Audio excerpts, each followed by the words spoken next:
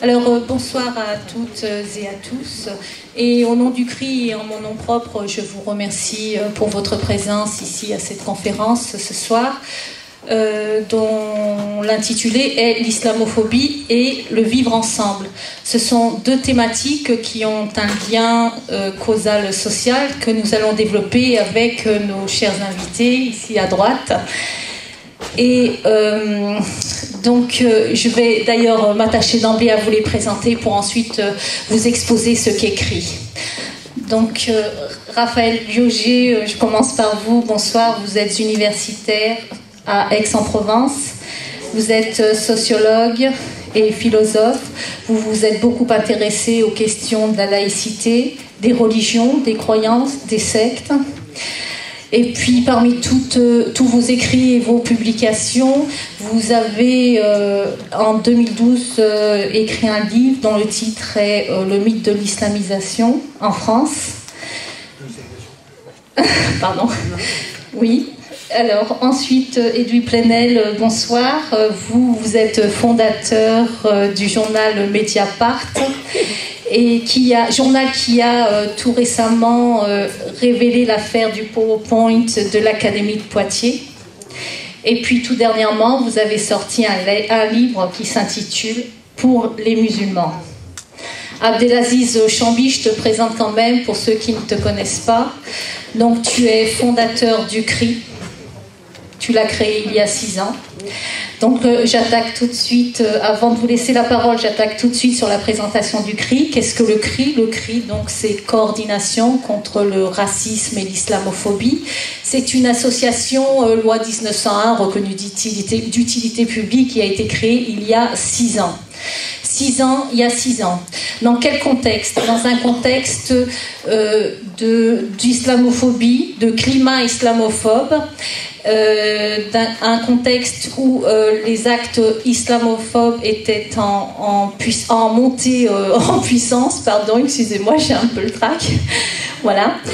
Donc il y avait ce besoin urgent pour les victimes d'actes islamophobes d'être prises en charge d'un point de vue juridique et aussi psychologique. Donc voilà la nécessité qui explique la naissance du CRI il y a 6 ans. Donc qu'est-ce que CRI ? CRI, c'est une quinzaine d'antennes sur tout le territoire de France. Ça va de Paris à Marseille et de Bordeaux jusqu'à bientôt Bourg-en-Bresse, normalement. C'est une centaine de bénévoles au service du CRI. C'est aussi... comment dirais-je, environ pas moins de 350 à 400 appels qui nous sollicitent par an.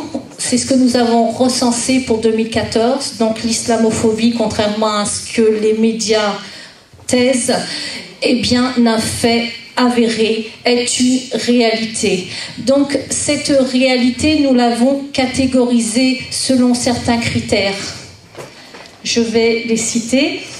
Donc, il y a le refus d'entrer dans un espace public qui peut être un commerce, la plage, des restaurants, le bowling, tout cela on l'a connu. Ensuite, il y a le refus d'entrer dans un établissement scolaire ou mairie en dehors des règlements établis officiels. Il y a malheureusement encore quelque chose de grave, ce sont les agressions verbales et physiques. Il y a aussi les discriminations sur le lieu de travail et exercice de pression. Il y a la stigmatisation du vêtement dit islamique jusqu'aux jupes longues. Et puis en dernier lieu, nous avons catégorisé aussi l'obligation faite pour certains jeunes élèves de manger de la viande non halal servie dans les cantines scolaires. Alors, qu'est-ce que cela nous montre ? Cela nous montre la défection de l'état de droit, en ce sens que n'importe quel individu ou citoyen lambda peut, sous prétexte d'un signe ostensible que l'on assigne à la religion musulmane, vous interdire l'accès dans un espace public. Pourquoi ? Parce que la loi 2004 a été interprétée de manière complètement déformée, alors qu'elle devait s'appliquer uniquement aux usagers des écoles publiques. C'est une loi liberticide, bien entendu, mais disons qu'elle s'adressait uniquement aux élèves de l'école publique. On la comprend comme étendue à tous les espaces publics. Cela veut dire que n'importe qui peut faire la loi. Donc, il y a un certain relativisme du droit. En cela, c'est dangereux. En cela, nous risquons d'en devenir, d'arriver à un état de nature. Alors, j'ai une citation de Bobéro pour cela. « L'espace public n'est pas, en bonne laïcité, l'espace de l'État, ou pas seulement, et surtout celui de l'État. Il est l'espace de chacun, dans son expression individuelle ou collective. Et en cela, il est une extension de l'espace privé, dans les limites d'une séparation qui, elle, ne peut pas s'étendre au détriment des libertés individuelles. » Donc je pense que la citation est assez claire. C'est vrai qu'au sortir de chez soi, on ne peut pas être, ça c'est impossible, de devenir une page blanche. Nous avons tous plusieurs identités, et ce n'est pas parce qu'on va sortir de chez soi et se retrouver dans l'espace public tel qu'il est compris qu'on n'a plus d'identité. Il y a aussi cette définition de ce que sont la sphère publique et la sphère privée. Là aussi, l'interprétation est complètement déformée. La plupart comprennent que l'espace privé, ça reste le domicile. Alors qu'en réalité, il est plus que ça. Puisque le corps, qui est une identité privée, se déplace. Alors, je vais vous citer les missions du CRI, qui sont multiples. Donc, agir auprès des victimes en leur apportant un soutien psychologique et juridique, sensibiliser chacun de nous en France sur la question de l'islamophobie qui menace notre paix sociale et le pacte républicain, qui est liberté, égalité, fraternité, laïcité, pourquoi pas, mais non laïcisme, en organisant des conférences de débats comme ici ce soir avec des intellectuels et des témoins de l'islamophobie. Nous attendons toujours des politiques qui veuillent bien venir ici discuter publiquement. Autre mission, c'est de porter la question de l'islamophobie sur le champ politique et demander à ce que la laïcité soit définie initialement à son principe et gérée de manière égale. En dernier lieu, contrebalancer, et ça tout le monde peut le faire, contrebalancer l'influence propagandiste du choc civilisationnel des médias dominants en informant via nos propres réseaux de communication. La problématique maintenant, c'est de savoir comment on peut vivre ensemble bien avec nos différences ethniques, nos différences idéologiques, nos différences religieuses, nos différences culturelles, nos différences identitaires. Comment cela est-il possible? C'est à cette question que tous ensemble nous devons réfléchir et construire cette nouvelle France et ce nouveau monde, puisque le monde est en grande transformation, en pleine mutation, et ça nous le savons tous, et ça génère beaucoup d'inquiétudes, mais cela ne doit pas nous empêcher de réfléchir sur cette question-là. Et pourquoi pas être le modèle, puisque nous sommes observés de l'extérieur, puisque la laïcité en France a une particularité, c'est qu'elle est prégnée, elle est devenue prégnée d'idéologie. Donc, il y a lieu pour répondre à cette question, d'ôter le caractère idéologique de la laïcité. C'est-à-dire, comme l'a fait remarquer John Rawls, un philosophe américain décédé en 2002 qui est très réputé, la laïcité à la française se présente comme un paradigme plutôt qu'un outil, un cadre qui autorise le multiculturalisme et les diversités de croyances individuelles. Donc je vais le citer pour terminer, une dernière phrase. Alors, ce serait une grave erreur de penser que la séparation de l'Église et de l'État a eu pour but premier la protection de la culture laïque. Bien entendu, elle protège cette culture, mais pas plus qu'elle ne protège toutes les religions. Je vous remercie. Merci. Moi, je vais enchaîner pour une nouvelle fois remercier nos intervenants, nos invités, pour dire qu'on a besoin de plus d'acteurs comme Edu Plenel et comme Raphaël Léger, parce que ce sont des passeurs, ce sont des facilitateurs d'identité commune, d'espace commun, de ce fameux vivre ensemble qui est devenu quand même un peu une notion fourre-tout et qu'il va falloir définir peut-être en priorité entre nous pour savoir ce que c'est le vivre ensemble. Alors pour certains, c'est le modèle anglo-saxon, c'est le multiculturalisme. C'est chacun vit dans sa communauté, dans ses quartiers, dans ses villes, et voilà, et peu d'espaces communs où on fait des choses ensemble. Et moi je suis plutôt adepte, et depuis très très longtemps, de l'interculturalisme, de l'interculturel qui correspond à quelque chose qui est, comment dirais-je, foncièrement islamique. Moi, là, je vais vous parler un petit peu de la posture aussi du militant et du musulman pratiquant, parce que un des problèmes aujourd'hui qu'on rencontre liés à l'islamophobie, c'est l'ignorance de l'islam. C'est nos voisins, nos amis, nos collègues de travail ne connaissent pas l'islam. Ils le connaissent à travers BFM, iTélé, je ne sais quoi encore, et à travers un certain nombre d'apprentis sorciers qui veulent stigmatiser, essentialiser les musulmans, en faire un bloc monolithique, en disant en gros tout musulman est islamiste, tout islamiste est terroriste, tout terroriste est djihadiste. Donc en gros c'est tous des Daesh. Entre ces gens-là et les musulmans qui ne savent pas parler de leur religion, qui ne savent pas présenter leur religion, pas à travers simplement un écrit.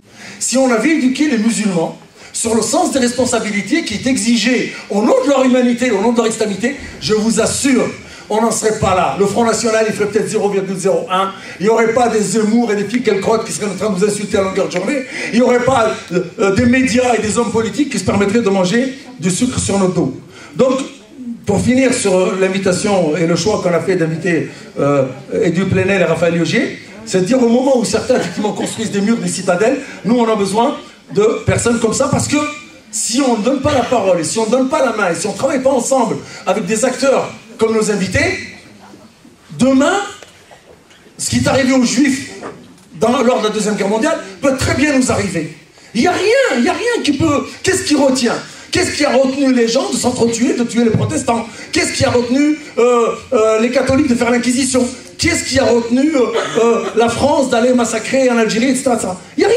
Il y a à un moment donné, il y a des alertes comme ça dans le temps. Et Edu Plenel fait une alerte. Et à Justine, tout à l'heure, il a expliqué. Il a dit, je n'ai pas parlé de 39-45. Il a parlé la fin du 19e siècle, de l'affaire Dreyfus. Il y a eu une période où, effectivement, il y avait une stigmatisation des Juifs. Il y avait une diabolisation, ils tiennent le pouvoir, ils sont faux, leur nature est fourbe, etc., etc.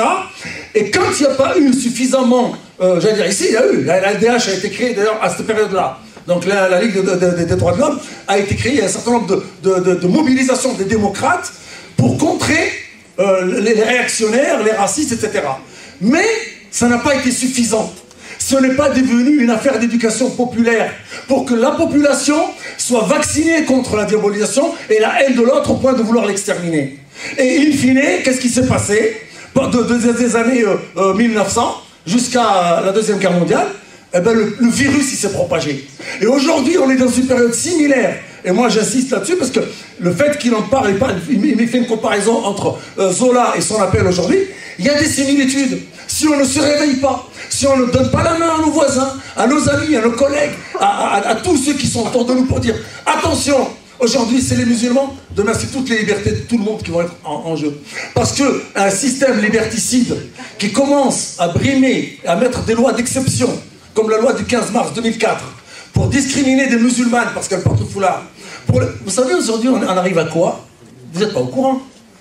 Une mère de famille qui vient à la maternelle à Bagnolet, les copains ils m'ont appelé en disant, ils ont mis, la directrice a embauché 2 vigiles. Elle a embauché 2 vigiles à l'entrée de la maternelle, et les vigiles sont mis à la porte, madame, vous dégagez. L'enfant, on va le prendre, on va le ramener. Attendez, mon enfant, mais je ne vais pas vous donner, mais que je vais faire comme les autres parents. Je vais rentrer dans la classe, confier mon enfant à la maîtresse, et échanger avec elle 2-3 mots comme tous les parents. Eh ben non, c'est des vigiles qui sont venus la mettre dehors. Donc moi je dis, Si aujourd'hui on laisse faire, c'est de pire en pire. Voilà, depuis à peu près 20 ans, depuis l'affaire 89, l'affaire du foulard, les choses n'ont fait qu'empirer. Septembre 2011, ça a été un accélérateur, et là, on s'est lâché maintenant. C'est devenu quelque chose de normal. Quand on dit que c'est une guerre, l'islamophobie, c'est une guerre orchestrée par nos hommes et femmes politiques. C'est une guerre orchestrée. Moi, je pèse mes mots. J'assume. Parce qu'il y a toute une stratégie. Il y a des généraux, il y a des officiers, il y a des soldats. Et le dernier des soldats, vous savez qui c'est? C'est M. Dupont et Mme Durand. Qui, parce qu'il a entendu les hommes politiques dire que c'était l'ennemi de l'intérieur, M. Manuel Valls, Sarkozy, qui stigmatise les Roms, les musulmans, etc., la baignoire, le mouton, je ne sais quoi, l'autre qui dit civilisation supérieure, etc., l'autre qui nous parle des droits des femmes, etc., avec un certain nombre d'arabes de service qu'on a sortis pour l'occasion, pour stigmatiser les leurs, hein, les Fadela Amara, les Nipites Soumises et je ne sais quoi encore, qui ont servi de moulin pour alimenter cette islamophobie. Pour dire, ah oui, tous les garçons des banlieues, c'est des violeurs, des voileurs, des violeurs, des exciseurs, des dealers et des je sais quoi. Et maintenant, toutes les femmes voilées sont des intégristes, sont la 5e colonne, sont le cheval de Troie de l'islamisme, etc., etc. La France a complètement verrouillé ça. Et elle continue depuis cette époque à avoir une gestion coloniale de l'islam de France. Et je pèse mes mots. Aujourd'hui, les imams sont convoqués. Dès qu'il y a un massacre en Palestine, le ministère de l'Intérieur convoque les représentants du culte et leur fait la leçon. Attention, vous n'allez pas manifester, hein. Vous tenez vos oreilles, hein. Attention, il ne faut pas parler pendant le prêche du vendredi, il faut parler de Gaza, hein. Et les gens obéissent. Et ceux qui n'obéissent pas, vous savez ce qui se passe? Expulsés sans jugement la plupart du temps. Il y a plus de 200 imams qui sont expulsés. Il y a plusieurs dizaines de personnes militants assignées à résidence en France qui ne peuvent pas voir ni leurs femmes ni leurs enfants. Aujourd'hui en France, personne n'en parle de cela. Aujourd'hui, il y a une velléité pour contaminer. On est dans des velléités aujourd'hui qui sont très graves, qui dépassent l'attaque personnelle. Vous savez l'affaire de la crèche Babilou, la cour d'appel a donné raison à la mère de famille et le ministère a demandé que ce soit rejugé, a fait appel pour qu'elle soit déboutée. Et je viens de voir la remise des prix de République et Laïcité, là, une organisation laïcarde, dont moi je pèse mes mots, pour moi ce sont des laïcards. Et j'ai écouté une Catherine Kinsler, je crois que c'est Catherine, je crois, Kinsler, qui parle du fait que nos enfants ne nous appartiennent pas. Du fait qu'il faudrait étendre la laïcité dévoyée, comme dit Jean Bourbéraud, à des espaces de vie communs, que sont les centres sociaux, par exemple. Et ici, on aura un témoignage, j'espère que les mamans qui sont là, le comité de défense du centre social de Dessines, vont prendre la parole pour dire qu'est-ce qui est en train de se passer. Un centre social, il n'y a pas d'équipement de proximité aussi utile à la population et aussi accessible à la population. Eh bien, on est en train de dire non, le foulard dégage, les musulmans dehors. On est en train de communautariser, soi-disant, le centre social. Donc la situation est très grave. Et pour aller vite, pour vous laisser quand même la parole, parce que sinon j'arrêterai plus. La réalité, c'est un PowerPoint, et on remercie Mediapart d'avoir levé le voile sur un questionnaire islamophobe à l'extrême. Ils ont envoyé à l'Académie de Poitiers, certains l'ont vu, et vous pouvez les consulter sur le site de Mediapart, un PowerPoint avec des questions, en fait, qui visent à cerner les signes de radicalisation, soi-disant, chez les jeunes scolarisés. Parmi les signes, c'est quoi? Si le jeune refuse d'être tatoué, si le jeune il rase la moustache, si le jeune il a une trace sur le front, si le jeune il parle des débuts de l'islam, c'est des signes de radicalisation. S'il parle de la Palestine ou de Tchétchénie ou d'Afghanistan, c'est des signes de radicalisation. Donc il faut tout de suite alerter l'éducation nationale, le procureur de la République, la cellule de veille, je ne sais pas quoi, de dérives sectaires liées à l'islam et je ne sais quoi d'autre. Donc tout un pataquès. Pourquoi? Pour ficher les gamins. Donc bientôt on va les ficher effectivement à la maternelle. C'est ce qu'a voulu faire d'ailleurs, je l'ai cité l'autre jour, un député de droite, député MP de la région parisienne, qui avait dit qu'il faut interdire aux enfants que leurs parents leur parlent leur langue maternelle parce que c'est criminogène. Parler la langue des parents à l'enfant dans la maison, c'est criminogène. Ça va en faire des délinquants. Vous voyez où c'est qu'on est? Donc c'est cette diabolisation permanente, cette stigmatisation permanente qui entraîne des passages à l'acte qui sont des fois mortels. Il y a Maroua Cherbini qui a été tué dans un tribunal à Dresde par un petit facho qui est venu, qui l'a poignardé au tribunal avec une vingtaine de coups de couteau. Il y a la maman Leïla, il y a 2 ans, il y a 1 an et demi, à Argenteuil, qui a perdu son bébé agressé par des skinheads, etc. Donc tous ces faits-là, ce sont des faits dramatiques et qui doivent nous alerter. Un autre point également, la montée de l'extrême droite. La montée de l'extrême droite, c'est quelque chose qui est dangereux, pas seulement pour nous. Aujourd'hui, certains disent, ouais, on s'en fout, etc. D'ailleurs, je veux dire un mot, tout à l'heure on parlait avec Evie sur la nature. C'est pas la nature qui fait l'homme, c'est vrai. Mais moi, en tant que musulman, je ne peux pas, en tant que musulman, par exemple, être aujourd'hui au Front National. Je peux être à OPS, à l'UMP, tu vas chez les Verts, t'attends bien. Mais pourquoi pas le Front National? Parce qu'il base sa politique sur la diabolisation de l'autre. Ils ont une politique raciste. Ils ont une diabolisation. L'immigration, pour eux, c'est la peste brune. Les musulmans, c'est un danger permanent. La laïcité, elle n'en a jamais parlé. Elle était avec les extrêmes droites, les catholiques d'extrême droite, Marine Le Pen. Aujourd'hui, elle veut nous faire des leçons sur la laïcité. Ils se moquent de nous. Donc nous, il faut faire attention. C'est que si on laisse ces choses-là se passer chez nous, voir nos enfants aller au Front National ou aller chez certains démagogues qui caressent dans le sens du poil ou qui attisent une forme d'antisémitisme chez certains de chez nous, il faut faire attention, il faut les réveiller, il faut les sortir de la langue. On va donner la parole maintenant aux invités. Alors on commence par Raphaël. Le djihadisme. Version 2014. Pour dire que le djihadisme, contrairement à ce qu'on entend chez beaucoup de locuteurs, et parfois de locuteurs qui se revendiquent aussi comme musulmans, mais qui à l'évidence ne sont pas spécialistes de ce type de processus, le djihadisme, on pourra en discuter, d'après en tout cas les enquêtes que nous essayons de mener à l'Observatoire du religieux, mais qui sont des enquêtes qui restent secrètes, non pas parce que nous voulons qu'elles restent secrètes, mais parce qu'elles n'intéressent personne, n'est pas le produit d'une radicalisation de l'islam. Ce n'est pas un processus de radicalisation. Parce que pour qu'il y ait radicalisation, il faudrait qu'il y ait accès au texte. C'est-à-dire qu'il faudrait qu'il y ait un certain nombre d'individus qui sont bien éduqués à l'intérieur de l'islam, qui ont une formation théologique, qui lisent le Coran, par exemple, dans le texte, et à un moment donné, ils se radicalisent, c'est-à-dire qu'ils interprètent de plus en plus leur islam à la racine, ou du moins ce qu'ils supposent être à la racine, c'est ce que veut dire très exactement le mot radicalisation. Or, ce qu'on constate sociologiquement, lorsqu'on regarde le profil de ces individus, ceux qui sont passés à l'acte, ceux qui pourraient passer à l'acte, mais peut-être ne passeront pas, qui est l'écrasante majorité d'entre eux, de surcroît, on se rend compte que ce sont des individus qui, en général, se revendiquent comme musulmans depuis très peu de temps, beaucoup moins longtemps que les autres. Le plus souvent sont des analphabètes en termes coraniques et en termes théologiques, mais qui ont une connaissance de l'islam extrêmement superficielle. On pourrait presque dire qu'ils sautent directement au djihadisme sans passer par la case islam. Et que finalement, leur rapport à l'islam devient un rapport, comment on dirait, en droit rétroactif. C'est-à-dire qu'ils se découvrent musulmans a posteriori parce que c'était devenu désirable d'être djihadiste. Donc la vraie question sociologique, c'est pourquoi est-ce que c'est désirable de se représenter comme un djihadiste aujourd'hui dans la société française?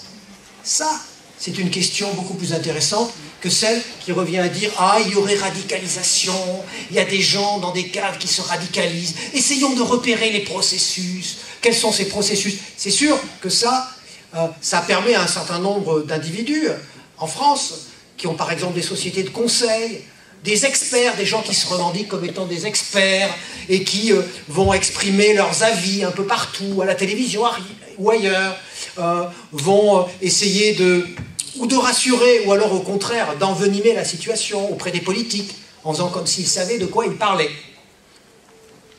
Alors, si on m'avait dit le djihadisme, fin des années 90, début des années 2000, ma position aurait été différente. Parce que la réalité est complexe. Ce n'est pas une extension du djihadisme. Non, le djihadisme dans les années 90, les années 2000, c'était pas pareil. Le profil des djihadistes des années 90, des années 2000, c'est pas des analphabètes de l'islam qui passent au djihadisme sans passer par la casse islam. Ça peut être éventuellement des individus qui se convertissent à l'islamisme en tant que doctrine politique, mais avec une certaine connaissance de base de l'islam, même si pour eux ce qui est plus important, c'est l'islamisme. Ça veut dire que ce sont des individus qui étaient extrêmement cultivés.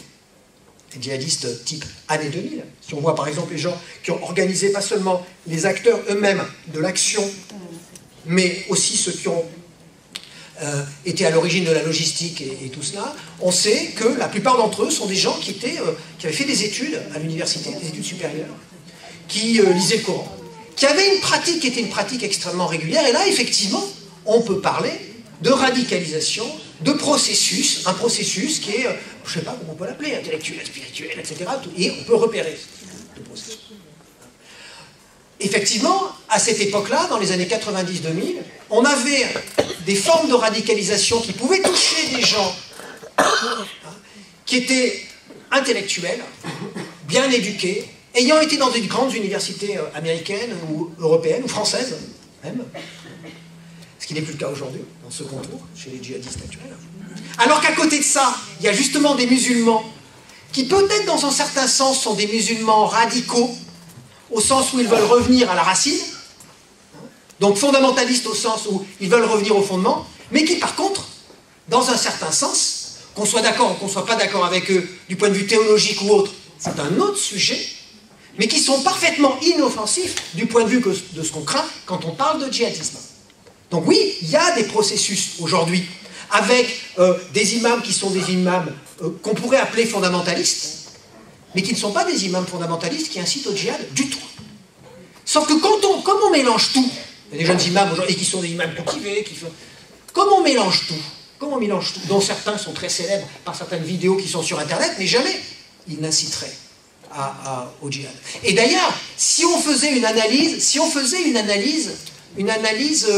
vraiment de la complexité de la situation, et pas une analyse qui est indexée sur le fantasme, l'angoisse d'un islam monolithique, etc. On se rendrait compte que dans ce nouveau fondamentalisme ou néo-fondamentalisme musulman de certains jeunes, qui n'est pas à confondre avec le sentiment d'humiliation qui fait que certains jeunes, dans leur humiliation, dans leur sentiment de frustration sociale, passent directement du djihad sans passer par la case islam, comme je le disais, on repérerait parallèlement dans ce fondamentalisme, dans ces nouvelles formes de fondamentalisme, un point de contact très intéressant pour le sociologue avec le New Age. C'est-à-dire avec un discours sur le fait de se rapprocher de Dieu, d'être plus spirituel, qui fait qu'on se connaît mieux soi-même, et même quand on pratique un sport et qu'on fait bien la prière, etc., finalement, on va mieux pratiquer ce sport, et que finalement, manger halal, c'est vraiment bien, et que le discours va être un discours proche dans certaines classes de la population aujourd'hui, qui va être le discours bio, le discours d'une certaine forme de pureté alimentaire et autres, qui en fait touche tout le monde. Mais ça, on ne peut même pas l'envisager. On ne peut même pas l'envisager parce que quand on regarde le musulman, on dit « Ah mais non, on voit bien ce que c'est. On voit c'est islam, fondamentalisme égale fondamentalisme, et fondamentalisme égale islamisme, alors ce qui est encore autre chose. C'est-à-dire qu'on peut être fondamentaliste et pas être islamiste. On peut être musulman et ni fondamentaliste, ni être islamiste. On peut être musulman et, dans une très très faible proportion, être djihadiste, mais ce qu'on n'avait pas prévu, c'est qu'on peut être djihadiste et finalement, je me demande si on est encore musulman. Alors que toutes les combinaisons sont possibles. Il y a ce glissement. Ce glissement, c'est un glissement qui est issu du rapport particulier qui est entretenu depuis les années 2000 avec l'islam. Je ne dis même pas avec l'islam en tant que réalité objective, et encore moins avec les musulmans en tant que multiplicité d'individus, mais entretenu finalement avec ce que nous voulons que l'islam soit. Je dis le nous, le nous de cette espèce de consensus mou populiste actuel qu'on trouve en France mais qu'on trouve dans d'autres pays d'Europe, ce que nous voulons que soit l'islam pour justifier notre angoisse, l'angoisse européenne de l'encerclement, cette espèce d'angoisse où les Européens, l'Europe serait attaquée, les valeurs de la modernité, les valeurs de la tradition, tout serait attaqué. Et donc on a besoin d'un musulman qui a pour intention de nous attaquer. Parce que si nous n'avons pas ce musulman qui a pour intention de nous attaquer, tout est bon pour trouver des signes de cette intentionnalité. En dehors de l'absurdité, il y a des absurdités du point de vue sociologique, mais par contre, ces absurdités sont des phénomènes qui ont des causes. Elles ne viennent pas de nulle part. On peut se poser la question de qu'est-ce qu'il veut bien dire? Parce que c'est juste après ça, 2004, qu'on va avoir la loi sur l'interdiction du simple foulard, etc. Et où tous les signes vont être considérés comme des signes d'intentionnalité, de guerre. Et puisque ces gens-là, du seul fait qu'ils sont là, nous font la guerre, ça veut dire que nous sommes en temps de guerre, et si nous sommes en temps de guerre, tout est justifiable, puisque comme on dit, à la guerre comme à la guerre. Donc il faut absolument maintenir l'apparence de la guerre. Parce que si on ne maintient pas l'apparence de la guerre, on est obligé de revenir à la logique des droits de l'homme. Mais là, qu'est-ce qu'on va nous dire? On va nous dire, il faut choisir entre les droits de l'homme et la laïcité. Et il dit bien, comme quoi, même si c'est un politicien, c'est quand même un homme conscient, il dit bien, il faut mettre en place une nouvelle laïcité. C'est très intéressant ça, nouvelle laïcité. Moi, cette nouvelle laïcité, qui a été implémentée à partir de 2003, c'est ce que j'appelle la laïcité d'exception. Laïcité d'exception, pourquoi? Parce que pendant la guerre, lorsqu'on est en situation de guerre, c'est-à-dire que rien ne va plus, c'est-à-dire qu'en gros on n'a pas le temps, puisqu'il y a des tranchées, le pays est en danger, ça tire de tous les côtés, il y a des bombes, on ne sait plus comment faire, on ne sait plus comment s'en sortir. Évidemment, on met en place des tribunaux d'exception. C'est-à-dire des tribunaux qui jugent rapidement, sans respecter les procédures, sans respecter le principe du contradictoire, sans respecter les droits de l'homme, parce que c'est la guerre. Il faut sauver ce qui reste à sauver. Eh bien, la laïcité qui a été mise en place depuis 2003, elle fonctionne de cette manière. Elle essaye de préserver des apparences juridiques, extérieures, mais sur le fond, elle fonctionne avec la rapidité des tribunaux d'exception, en justifiant toutes ces mesures sous l'idée que nous sommes attaqués de toutes parts, que de toute façon c'est la guerre, que on, entre guillemets, le voit bien, que c'est la guerre partout, que ces femmes, elles veulent nous attaquer parce qu'elles ont un foulard, que lorsqu'elles sont dans cette situation, on sait bien qu'elles ont une intention. J'en tiens pour preuve, sur ce procès d'intention générale, moi, cette notion d'intention, pour moi, elle me semble cruciale. Si on ne réalise pas cette intentionnalité, je pense qu'on ne comprend pas le problème de l'islamophobie en France aujourd'hui. Parce que, comme je l'ai dit, je l'ai répété à plusieurs reprises, du point de vue psychologique, ce n'est pas seulement de l'islamophobie. Si c'était seulement de l'islamophobie, ça serait grave. Parce que ça serait diffusé, ça serait une forme de racisme diffus dans la société. Mais c'est une forme paranoïde. La forme paranoïde, elle est différente. C'est que le paranoïaque, contrairement au phobique, suppose l'intentionnalité de celui qui est en face. C'est-à-dire qu'il suppose qu'il y a une situation d'agression permanente. Alors il y a ceux qui en profitent et qui savent que c'est pas vrai, sont les populistes, par exemple, parce qu'ils savent que ça rapporte des voix. Et puis ce qui est plus grave, il y a ceux qui le ressentent dans la population. Et ça, c'est beaucoup plus grave. C'est-à-dire que vous avez 60 ou 70% des Français qui peuvent ressentir cela sans véritablement des raisons, mais seulement parce qu'ils l'éprouvent. C'est pour ça aussi que moi, je ne dirais pas que nous sommes dans une époque de développement du laïcisme type 3e République ou une partie de la 4e République. Ce n'est pas du laïcisme, parce que le laïcisme, il est idéologique. Aujourd'hui, c'est plus idéologique, ça n'a même pas la cohérence d'une idéologie. Même si cette idéologie, on imagine, soit une idéologie mortifère, horrible, c'est même pas idéologique. C'est pas idéologique, c'est émotionnel, et c'est bien pire. Parce que vous pouvez démontrer n'importe quoi, vous pouvez expliquer n'importe quoi. Vous aurez tout le temps ce que j'appelle, je l'ai répété dans la précédente conférence, le « mais quand même ». Vous voyez comment sont ces gens, vous savez ce qu'ils font, vous savez à quel... Et si vous demandez les détails, et que vous prouvez dans le détail que ce n'est pas vrai, que par exemple, les associations musulmanes n'ont pas demandé l'imposition du halal dans les cantines publiques, mais seulement la possibilité d'avoir végétarien, machin, etc. On va vous dire non, c'est pas vrai. Tu n'y comprends rien. Tu vis dans les étoiles. Mais c'est vous qui vivez dans les étoiles, parce que c'est pas vrai. Moi, j'ai essayé de regarder réellement ce qui était demandé. C'est pas demandé. Donc vous êtes en train d'anticiper sur une intentionnalité qui n'y est pas. La preuve, à Marseille, on a eu plusieurs cas, mais je sais que c'est partout en France, et des cas, je vous dis encore une fois, hein, si ça ne faisait pas souffrir des milliers de gens, eh bien ça serait soit intéressant pour le sociologue, soit ça me permettrait de raconter des choses rigolotes le samedi soir entre amis, tellement que c'est ridicule. C'est-à-dire avec ce qu'on appelle au sens propre un procès d'intention.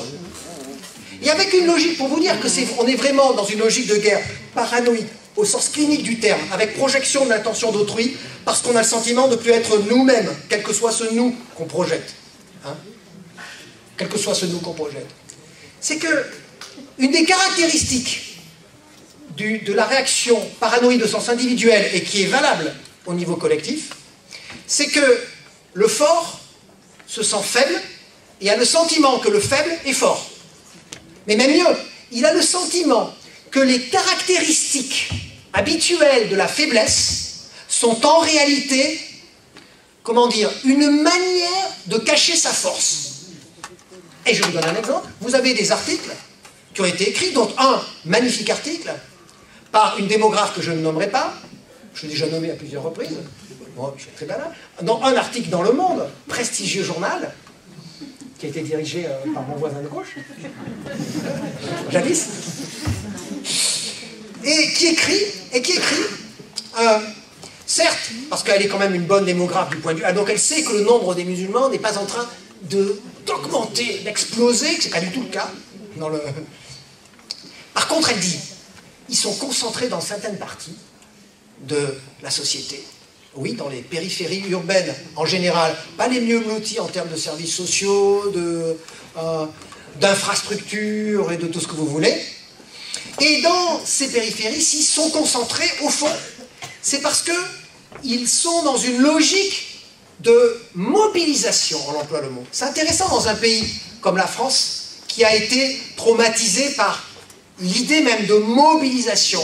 Guerre de 39-45, etc. Elle dit, ils sont là pour se mobiliser. Qu'est-ce que ça veut dire? Ça veut dire qu'il y a des gens, en France, qui sont musulmans, qui sont très contents d'habiter dans des parties qui sont les parties les plus pauvres et les plus précaires du tissu urbain français. Ils sont là par plaisir, et ils sont là par stratégie. Ils sont heureux d'être là, ils veulent absolument y rester.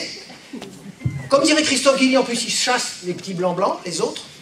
C'est tellement désirable d'être sur place, ils veulent vraiment s'approprier le territoire. Et en fait, mobilisation, c'est-à-dire ils s'apprêtent à attaquer le centre. Je finis par là. Je finis par ce sujet parce que le rapport avec des sujets qui ont l'air d'être la question Israël-Palestine. Et d'habitude, j'évoque jamais ce genre de choses parce que j'aime bien distinguer les problèmes pour pas tout mélanger. Mais là, il y a quand même quelque chose d'intéressant. Il y a quelque chose d'intéressant dans les discours publics à ce sujet. C'est-à-dire que le discours qu'on va tenir vis-à-vis des musulmans, ça va être celui de chaque fois qu'il y a une manifestation, quelque chose qui serait une caractéristique de faiblesse, vivre dans certains quartiers, etc., être dans... Ça va être considéré comme un attribut secret de leur force, de leur puissance. Et bien de la même manière, dans le discours Israël-Palestine, vous allez avoir un discours sur ceux qui sont objectivement les plus faibles, comme étant leur faiblesse même est un attribut de leur puissance. C'est-à-dire qu'ils font exprès d'avoir l'air faibles, peut-être même ils poussent le vice jusqu'à faire exprès d'être faibles, pour être encore plus puissants, parce qu'ils sont l'allié de quelque chose de plus fort, de plus processuel, de plus stratégique, de plus invisible. Et finalement, quelque part, on va finir par considérer que les musulmans français seraient un peu nos Palestiniens de l'intérieur. Et qu'inversement, les Palestiniens seraient un peu les musulmans, les djihadistes du Moyen-Orient. Oui. Donc moi je crois que toute cette situation qui manifeste non pas la force de la République, mais sa faiblesse crasse, est une situation extrêmement préoccupante, parce qu'effectivement, elle nous ramène de tristes mémoires, ce désir de vouloir outrepasser, de vouloir écraser du pied les droits de l'homme, elle nous ramène à l'affaire Dreyfus. Parce que dans l'affaire Dreyfus, ça sera vraiment ma conclusion, dans l'affaire Dreyfus, il y avait à l'époque une opposition, droite, gauche, différentes familles politiques, etc. Mais progressivement, il y a eu une focalisation à partir de Dreyfus, au-delà même de la question de est-ce que Dreyfus est un espion, est-ce que Dreyfus n'est pas un espion, avec des gens qui disaient de toute façon, qu'ils soient coupables ou qu'ils ne soient pas coupables, c'est avec les anti-Dreyfusards, c'est pas le problème, c'est la nation qui est en jeu, et donc au nom de la nation, on a le droit de transgresser les droits de l'homme, c'est important, il faut montrer une sorte de patriotisme parce qu'on est en danger. Et puis, de l'autre côté, il y avait des individus, et c'est là où est née la LDH, effectivement, ça a été dit. Des individus qui disent « Ah mais non, mais de toute façon, au-delà même de « il est coupable, il n'est pas coupable », de toute façon, c'est un individu qui bénéficie de ses droits sont inaliénables, et on ne sacrifie pas ses droits, qu'il soit juif, qu'il soit espion, pas espion, il a droit à un procès, il a droit à la présomption d'innocence. Et donc on respecte coûte que coûte les droits de l'homme, quelle que soit la pression populaire, ce sentiment, etc. Et on avait finalement des groupes qui se sont opposés, au-delà de la différence droite-gauche, finalement, entre les Dreyfusards et les anti-Dreyfusards. Eh bien aujourd'hui, j'ai quand même le sentiment qu'on en est là. C'est-à-dire qu'on a des gens, et c'est pour ça que finalement le problème, comme à l'époque Dreyfus, dans un sens c'était un prétexte, ben aujourd'hui le musulman c'est un prétexte, et il faut savoir, moi je crois quand même qu'il faut savoir de quel côté on est. Est-ce qu'on est là pour défendre les libertés publiques, quelles que soient nos sensibilités politiques et autres, qui aujourd'hui sont balayées par cette situation tragique, hein, ou est-ce qu'on pense qu'on peut bazarder toute notre histoire constitutionnelle, les libertés publiques, etc., au nom d'une république complètement abstraite, au nom de principes qui ne sont pas les principes, justement, de cette république. On a eu cette opposition qui s'est cristallisée, d'ailleurs, entre la LDH et la LICRA, finalement. On a vu très bien quelles étaient les deux positions, lors de l'affaire Dieudonné. Et pourtant, je ne défends absolument pas Dieudonné. Il y a des gens qui disaient, attention, là, c'est les droits de l'homme, c'est les libertés publiques, c'est la liberté d'expression. On ne peut pas, s'il n'y a pas un problème d'ordre public, alors le Conseil d'État invente la notion de cohésion nationale qui ressemble à s'y méprendre à identité nationale, en sacrifiant près d'un siècle de jurisprudence. Et en face, on avait la LICRA qui disait non, non, non, il faut l'interdire, etc., etc. Pareil, soi-disant au nom de principes républicains, de droit, de laïcité. Mais finalement, de façon très différente. Moi, autant vous dire, tout de suite, que je me situe définitivement du côté de la LDH. Je vous remercie. Merci.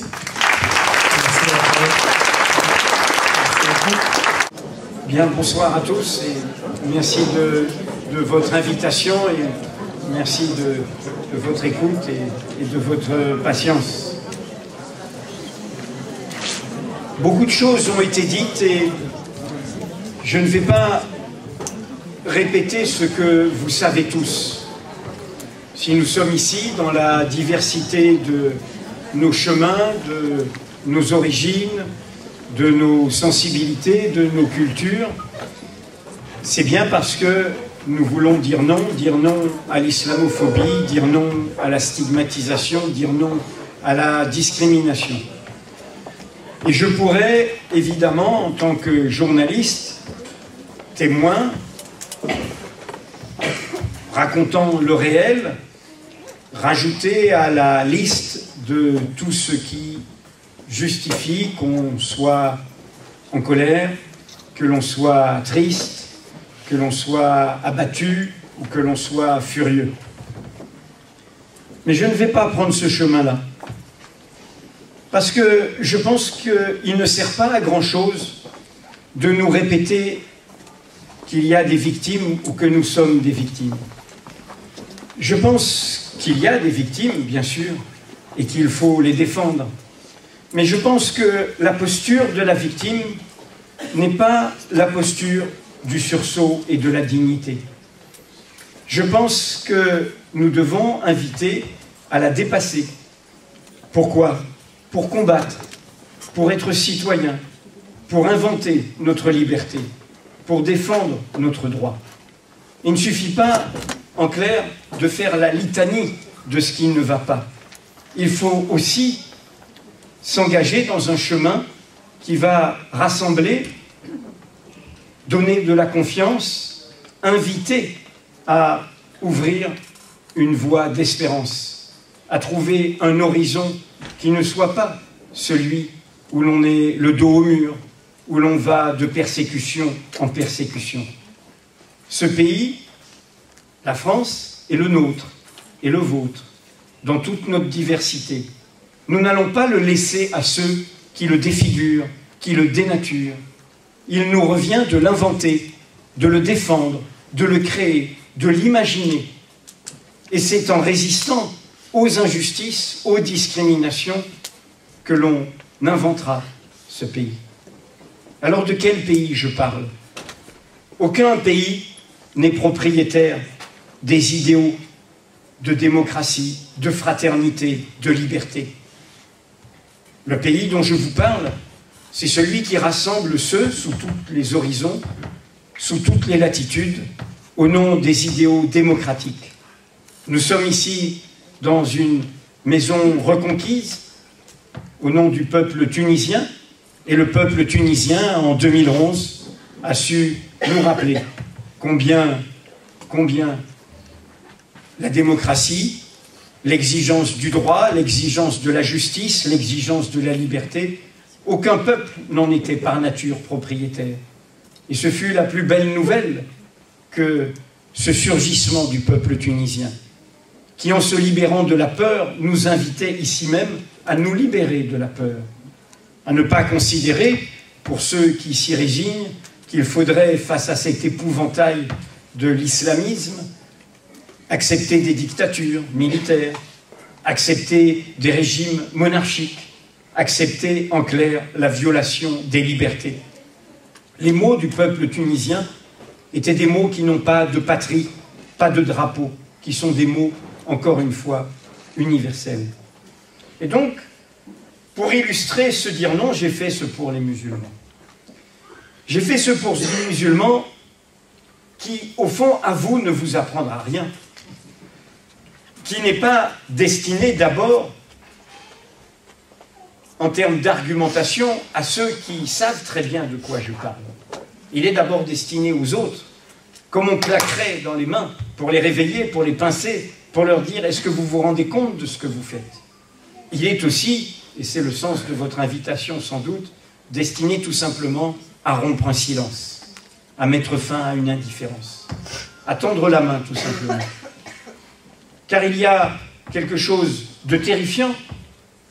Vous vous organisez, vous avez vos associations, vous avez vos combats, vous avez vos liens, vos relations, mais il est évidemment terrifiant que la société dite majoritaire ne s'émeuve pas, ne se mobilise pas, ne parle pas, qu'il n'y ait pas des cris dans ce sens.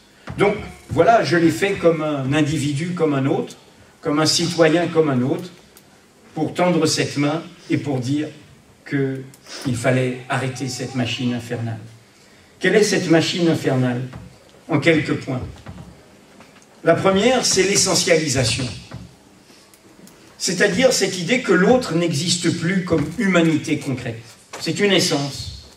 Dans l'antisémitisme, c'était l'argent. Le juif le plus pauvre était stigmatisé parce qu'il y aurait Rothschild et la spéculation financière, sur fond de vieil anti-judaïsme chrétien ayant stigmatisé sur une très longue durée les juifs au nom de cette assimilation à l'argent, les ayant exclus, les ayant discriminés. Pour les musulmans, c'est l'assimilation à la violence. C'est alors que les principales victimes de ce terrorisme qui n'a d'islamique que le nom et qui est en fait, bien sûr, plutôt un totalitarisme qui prend prétexte d'une religion, comme vous le savez, les principales victimes, ce sont des musulmans eux-mêmes, et vous le savez mieux encore que moi. Et donc, cette essentialisation, c'est la façon où l'on nie, on commence à nier une humanité, à ne plus la voir, et à ne voir que des mots qui masquent l'humanité concrète. Et c'est comme ça que les mots islam, que les mots musulmans sont utilisés dans le langage courant, médiatique d'en haut. Le deuxième protestation, c'est cette idée, dans ce livre qui n'est pas un livre polémique, qui est un livre de raison sensible, d'argumentation, pour ébranler, pour faire bouger les lignes, car ça ne sert à rien de se faire plaisir à soi-même. Il est temps de, le mot a été employé, de lancer des ponts, de construire des ponts.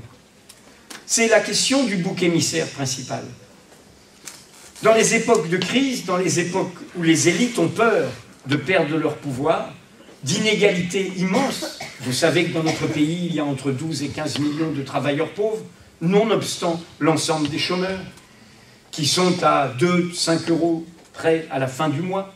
Vous savez que dans notre pays, le dernier mois de novembre, 86% des embauches ont été faites sur des CDD courts et non pas sur des emplois fermes. Et donc que la précarité du travail s'installe. Vous savez tout cela. Et nous le vivons tous et nous le connaissons. Et donc, dans ce moment-là, la ruse des puissants, c'est d'installer un bouc émissaire principal. Que ce bouc émissaire principal, avec des alibis idéologiques, incite le peuple à se faire la guerre lui-même, au nom de mon identité contre ton identité. Et que, dans le choix de ce bouc émissaire, on s'habitue à toutes les discriminations, toutes les inégalités. Par exemple, regardez comment, dans ce qui s'est déployé ces 3 dernières années, en même temps qu'il y a cette ancienne vague qui s'est approfondie, et notamment à partir de la présidence de Nicolas Sarkozy, mais qui a continué, et qui précédait depuis 89, cela fait à peu près 25 ans.